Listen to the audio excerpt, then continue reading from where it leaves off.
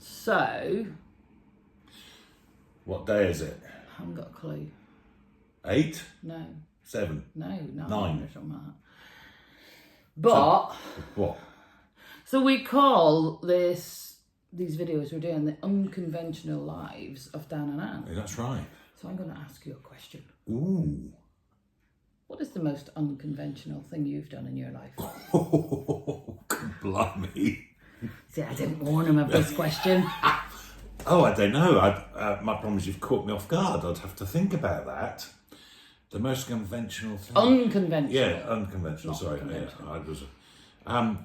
Blimey. Well, while I think about that, we need to talk about something else because I Well, you could ask me the same question. Okay. Anne, Yes. what is the most unconventional thing you've ever done? Well, there's a few things I've done in my life which are pretty unconventional. I think you would agree. Yep. Yeah, I'll briefly mention some of them. Leaving a controlled religious cult was certainly one of those. But the one that's on my mind Yeah. since my escape, shall we say, since my freedom, which is coming up 12 years, I've done lots of unconventional things. Yes. But there's one thing that sticks out in my mind that a lot of you, I don't think, would know this. Okay. Don't know. I've got no idea where this is going. Yes, you have. So, who would have thought that me would have helped crew a 42-foot yacht from Fiji to Brisbane? But I didn't actually get that far, did I? No, but can you swim? And I can't swim. So, how unconventional was that? Well, it's not. It's nutty. Is that more than unconventional? It's more than unconventional.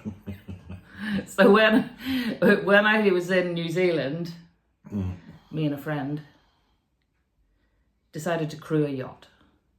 Well, the idea was that we would crew it from Fiji. I'll tell you what, Fiji was an amazing place. Fiji to Brisbane, which is actually one of the longest stretches you can sail. Did you know that? No. I would have to look up. You'll have to Google how many miles that is, nautical miles it is. And we were actually only on the sea about 10 days when we hit a major storm, and had to turn back to an island, a French colony called New Caledonia. Yeah, there's lots of more details to it, but I don't want to take up a lot of time here. But I think that's probably, for unconventional, certainly in the last 12 years, that's probably one of the most unconventional things I did.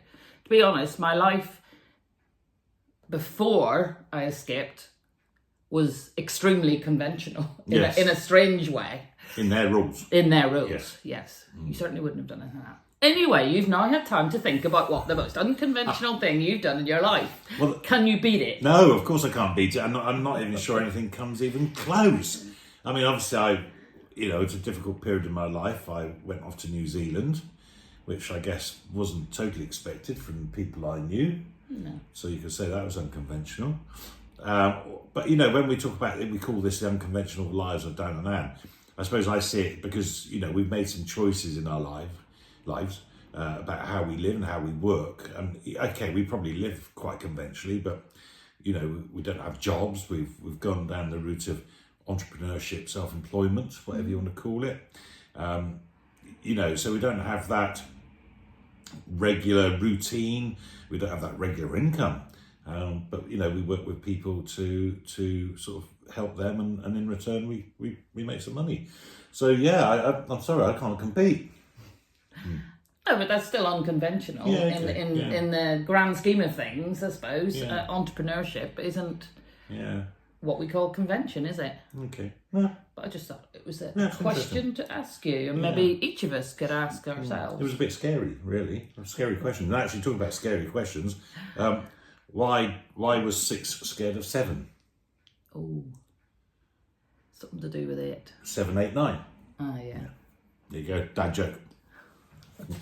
Well, we'll see you all tomorrow for the next enthralling episode of The Unconventional Lives of Dan and Anne. Bye. Bye.